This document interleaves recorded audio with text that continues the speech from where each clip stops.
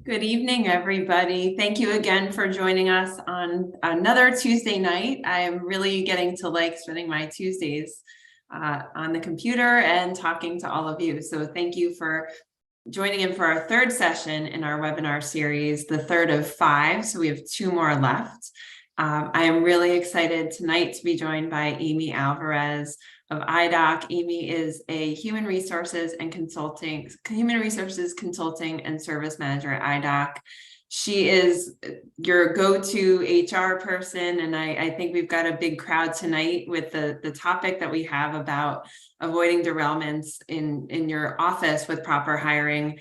I know we had a great sign up because of this. It's something that has been on the forefront of everybody's minds, and I know it's a very timely topic. So Amy, thank you so much for joining us tonight. I have a huge list of questions and I know we can't get through all of them. And Amy, during our pre-call conversation, we covered so many things. So I know this is a topic near and dear to your heart. So thank you for joining us tonight. Of course, I'm happy to be here. So I wanted to jump in and just say, I know that you spend a lot of time talking to doctors and practice managers. You are in the trenches talking to people who are dealing with staffing. And what do you find that the doctors and practice managers that you're talking to, what are their biggest challenges right now? What are they facing? I know that's a huge, broad topic. Sure. But if we're really just talking about staffing in general, right? There's a lot of turnover happening. So in 2021, especially, we had a lot of people out there in the job market seeking opportunities, and there were a lot of opportunities to take. So we had a lot of changeover in a lot of practices. And often when the market is that hot on the employee side, it's very hard to replace. So partially what practices are just experiencing is a very slow recruiting process. We're not able to bring in people as quickly. We're not finding people who are the best match. So either they don't have the skill set we need, they don't have the availability that we need. There's just something that isn't working out there. And then the volume is just slow, right? So when my favorite statistic, I share it with everybody, is you want 2.5 active job seekers per open job in a healthy market, right? I did not peruse the September data, but I don't feel that it was any better than August. And in August, there were 2 open jobs per job seeker. So the market is just too heavy in the job arena for there to be healthy competition. And I want to be clear, that was true before the pandemic. But before the pandemic, we were 1 for 1. It was 1 open job per seeking candidate. And so that has just gotten worse. There's just not as many people in the marketplace. We hear unemployment is so low and it's so great. And there are some trends that show that that's going to go down, but that's really, one of those big struggles. And then the secondary part is got a mismatch of expectations right now. And that's not really anybody's fault, but practice owners and office managers are kind of looking at their candidates and hoping we're going to find people at the same availability clip of skill set that they were available before the pandemic, and candidates are coming in with pretty high expectations in regards to compensation, flexibility, training, development, you name it. So it's really a combination of those things. We're having a hard time finding people, and then the people we are matching with, we're having a mismatch of a misalignment, I guess, of what people's priorities are.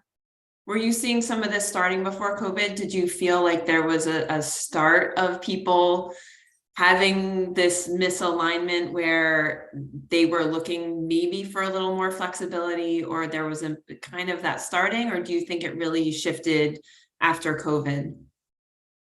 COVID put us on a freight train that had a fire lit under it, that had a rocket strapped attached to it, but we were absolutely coming to this place, right? Really, as a society, and you can see this across all industries, this isn't just optometry, where businesses are having to reconcile what the expectation of the new work life is and how people can balance all of those things.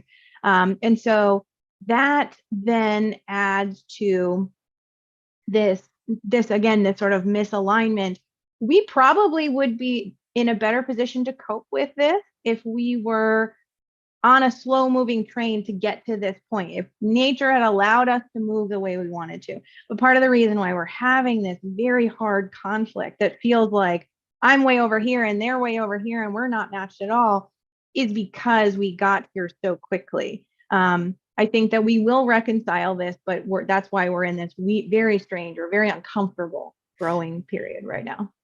Do you feel that's generational or age related? We hear about different ages that people are looking to hire, and you hear that it's the needs of a certain generation. Do you find that it's not necessarily that age specific and it's just overall what people are finding? I mean, I do think that every person, no matter their age right now, is looking for more flexibility to live their life in a more full way. I think we all went home and had time to lock down and reflect and thought, man, like life has a lot to give, and I don't know if I'm experiencing it all. I think that I attended an HR conference in 2018, and there was a gentleman there out of Washington who did research on the generations and found that it was really, these things that, well, he put up a list. He put up a list of attributes, and this was in 2018. So millennial was enemy number one in regards to the generation that was doing bad things. So puts up a list of criteria, and he says, guess what generation is it? And everybody, of course, in the audience goes, it's the millennials. And turns out that data was gathered in the 70s because that was the greatest generation, talking about the boomers. And so in his research, he really found that there are seasons of our life where we have certain expectations. And when we're looking at that group of people from 18 to 35, 18 to 40 even, there's a different ability to have flexibility, time, focus, or what is a priority to that age group because of where they are in their lives is different than what's appropriate or what is a priority to someone older. That doesn't mean that there's not exceptions to that rule and all of that. Again, I think that COVID has been the great equalizer in that. I think we're all looking for a little bit more flexibility, a little bit more. But that, yes, I mean, and I do want to be clear. Yes, there are some expectations that our younger incoming employees are looking for that we wouldn't have seen them looking for 10 years ago. I don't think that that's to blame just because this generation and their wants. I think it's more about the timing that we are in and the experiences they've had coming into the workforce. And unfortunately, again, we're having to adapt to that pretty quickly. Because you have to, or else you're gonna not be able to find anybody. And speaking of that, I know a lot of things have changed, and it used to be that you could kind of put out, and well, going way back, you could put a want ad in a newspaper. Thankfully, that was before my time, but even a few years ago, we could throw up a pretty generic, bland, what we thought was a great ad on Indeed, but probably in general was pretty generic.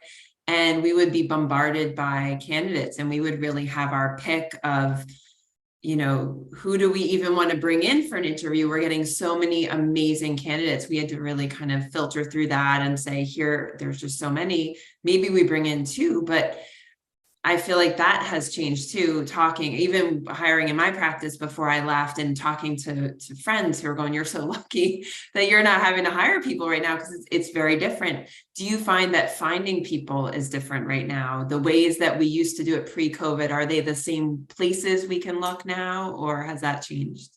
I don't think fundamentally where we search for things have changed. So you're still going to have your greatest successes online, which you did have before the pandemic. You can still use some generic in-person recruiting when you're out and about. Those things still work, but there are some different approaches that we have to take, or that are really going to help line you up for success. The first is that you have to think about the fact that your ad is one of thousands in comparison to the number of candidates, right? So how are we being thoughtful about the ads that we're putting out? And part of that is, what is the preparation we're doing to prepare to hire? So how prepared are you to hire? Are you being thoughtful about your hire? And that goes into really, hiring is the task, right? But really, we want these people to stay. We want them to be a good fit for the practice long term. We don't want to be in this cycle of recruiting. So part of it is, what is it am I actually hiring for? And really being thoughtful and identifying that before going to write an ad. Once we get to the process of writing an ad, we are thoughtful, we understand what we're recruiting for, then it's about being a little bit more strategic with those ads. So the advice that I normally give is we don't list more than 10 responsibilities for any job. And that includes previous experience, and that includes what you're going to be responsible for. 10 total things we need that person to know about this job. 5 to 7, but no more than 7 things that come along with working for your practice that are the benefits you provide. This is a mutual relationship, right? People don't come to work for you for a paycheck. They do, but if they stay, they come for those bigger reasons. And when I talk to practices about this and I say, oh, the benefits that you offer, I get a lot of, oh my gosh, well, I don't offer benefits. But yes, you do. Yeah. Is your practice closed by 5:30 every day? That's a win. Do you close early on Fridays in the summer because you observe summer hours? Fabulous. Are you closed on the weekends? How many holidays do you close every year? Are you offering PTO? Are you offering flexible time? Is this a family-friendly environment where I can go to the practice owner and say, hey, my kid's got a soccer game at 3:00 on Tuesday, so can I cut out at 2:30 to get there on time? And you say yes, that's an important benefit that we should be talking about. And so those things in bulleted format only, right? So usually it's short introduction, 2 or 3 sentences, and then bulleted format only, 10 things we're going to recruit for, 5 to 7 things that are really great about coming to work for us versus going down the street. And then I do highly recommend including one of those benefits in your ad title. So if we're hiring for an optician and we offer a bonus structure, put it right in that ad title.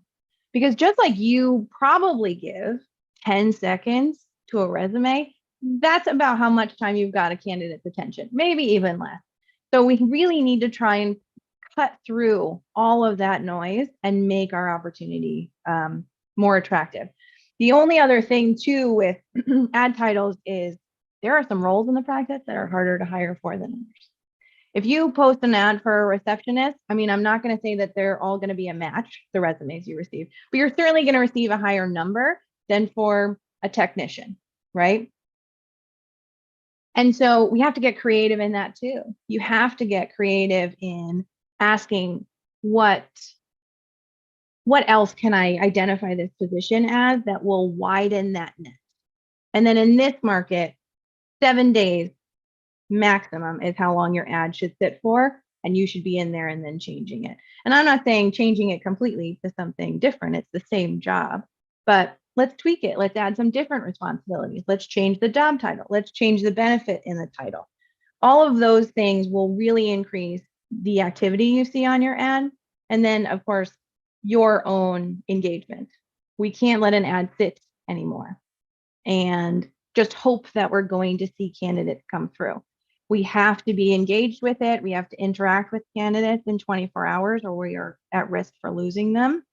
I am saying it is a much more time-consuming activity in this market, but if you're putting that time and attention into it, you will ultimately spend less time recruiting. So putting it in the beginning and really being thoughtful in what you're doing instead of just Googling a generic front desk ad and throwing it up there. And I didn't even think about that about benefits. When you say benefits, I immediately think of, the typical benefits, 401k, medical, however the benefits are that we think of an employee benefit. But especially in this day and age, if we can't, in our practices can be a little limited in the flexibility that we can offer in most cases. And I know there's practices doing some really unique things, but in a traditional practice, working from home for most positions is not realistic and the reality. And that, I think that can often make the candidate pool possibly even smaller. Because if somebody says, well, if I'm going to be, answering the phone, I can do it at home in my pajamas. But if we can show them I love the way you say that, the benefits of being in person, because people still do want to possibly come in and work in person if we can show them the value. And we're going to talk next week. You've kind of segued really nicely into, talking next week about, we've hired that team. What do we do in our culture to retain people, but maybe we ask our staff about why do they stay? We know why we know why we want them to stay, but even asking our employees, what makes this a great environment. But I love how you say, not working on weekends, because a lot of people assume that a job, especially in optometry, has evenings and weekends. And I think a lot of us have taken a step and said, I want some flexibility in my life too. And so we've made some choices. So I do like that. I think that really showing off your practice to attract the best is kind of a win-win. I'm a staunch supporter of let's clean up what we have already and really get that underway, which is culture. So I'm really glad that that's going to be a dedicated segment of this series, because that makes your hiring that much easier. It makes it, you can stand behind it, you understand it, you're excited to bring people in, people are excited to join you, right? And that only makes for a healthier hiring procedure, onboarding, et cetera. It's a healthier experience for everyone. And if you have something like that you can then talk about in your ads, you are only setting yourself apart, right? Again, cutting through all of that noise to have an opportunity to present something that is different than everything else. Right. And hopefully, if you've created a wonderful culture, you don't have to fill as many positions and go through this, because we all know hiring is really tough. It's really hard. It's hard to bring somebody new in. It's hard to integrate them sometimes into a practice if you're short-staffed. So I find, building a great culture and keeping people happy, hopefully you don't have to go through this process as often. But that's not always the case. People do leave. That is part of the process. Well, I do want to highlight, unfortunately, again, this is not necessarily a byproduct of COVID. We were going here, but again, this is the trend or the trending. If you have staff in your practice that you have retained for more than 2 years at this point, that's a long time. And I know that we don't want to be in this situation of this crazy turnover of staff, but there really aren't going to be as many situations where we have someone who works for the practice for 30 plus years any longer. And this is again part of why recruiting and culture go together very nicely, because when we talk about you've hired someone, now what? All that work that you've done to put in that culture is you continuing to recruit the person you've already hired, because you're working to retain them. But when we think about, this is going to eliminate that turnover that you didn't need, right? So there's always going to be someone who's making a life change and needs to leave, someone who picked the wrong position and you guys are just not in the right season of your life to be working together. They're going through something personally and a job is just not the right thing for them right now. Whatever that might be, you're still going to have that turnover, but this type of healthy process makes it even more enjoyable for you, because what you get to do when you're recruiting is you get to go out and to talk to people about, how wonderful it is to work in this practice, because all these wonderful people that we work with and all of the wonderful patients that we serve, that then also doesn't quite feel as scary, terrible, heartbreaking, because you get to sit and brag about your practice and how you would love for this person to join you because of the skills that they bring to the table.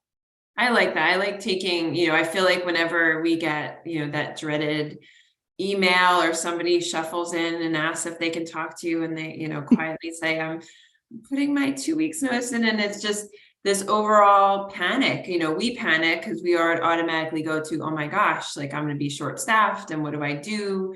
And the staff have that minor panic that they're going to be short staffed and now they're going to have to do more work and we're going to have to bring somebody on and they don't know what they're doing. And I think there's like this general stress level that rises. But if you think of it, I like the way you say, you think of it as a positive opportunity to bring somebody in, but to show off what you do. And instead of feeling negative about it, to go in with a positive attitude to say, who wouldn't want to work for me? Why wouldn't you want to work here? I work here. And that's kind of the whole crux of the whole webinar series is how do I build this authentic practice that supports me in why did I start this business? I didn't start this business to go to a place that I don't like the people I work with. I spend more time with them than I spend with my family. So Right. it really is a great opportunity to bring those people in and to elevate the rest of the team to say, like, we're a pretty awesome bunch. Who wouldn't want to work here?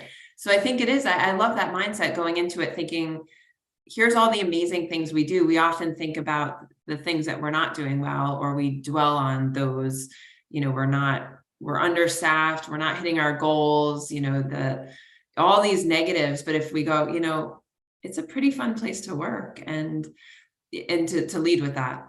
Right. Well, and I mean, and I don't get me wrong, there are going to be moments when you're like, well, this is normally a very fun place to work, but we're understaffed, and so Not it's every not. day. This is not feeling that Yeah. great. But if we've established that, and that's the mindset we're using in our recruiting, that's the mindset we go into this with.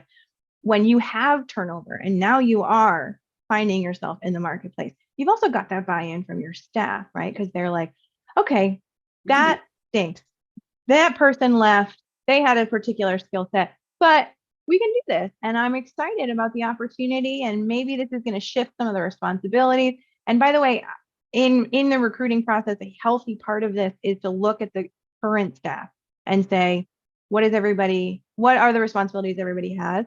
Can we make some shifts and changes to either accommodate more purposeful work so that people are more connected to the work that they have, so we're not losing people? I don't mean to say overwork them. I just mean say connective responsibilities. And also, then does that now shift what we really need to be hiring here, right? Because sometimes we'll have an optician come, they will give their notice, and we're saying, well, I got to hire an optician. Let's step back for 1 second. Right after the panic sets in, take a deep breath. And then what is it that I actually need? Susie was a really great optician, but I have 2 other opticians and we're good in that area. She was actually starting to cover in other places. Maybe I need a tech. Maybe I need a front desk. Maybe I need a lead of some sort. And now I'm looking at this in a more strategic way when I go to hire, because I'm truly hiring for what I needed, not just to replace what I had. So not a knee-jerk reaction and I think that is, speaking from experience, I mean, that's your feeling, is you have this panic of replacing that person before they're even gone. They've given you their notice, and 1 second later, you're copying and pasting the Indeed ad that you use to find that person. And you've had this, we have to find somebody before Susie leaves. Let's see if we can hire somebody in 2 days. Susie can train them, and then it's seamless. But I think stepping back and taking a breath, but it comes from leadership. It comes from, I think it starts with us. If we feel panicked and we are, showing those signs, our staff feels that way. But if we say to them, let's just take a breath. Is there, a different way to approach this? And then we don't feel this panic to replace Susie before she leaves, because who's going to train her? And I think that we get caught in this cycle, and maybe we don't need to hire somebody at all. Maybe we've been overstaffed. Maybe we did drop some days and we're not quite as busy, and maybe we dropped an insurance plan and we don't need all of these people. So we can take a step back and crunch our numbers, look at our metrics, and say, we might just be fine with 4 people instead of 5.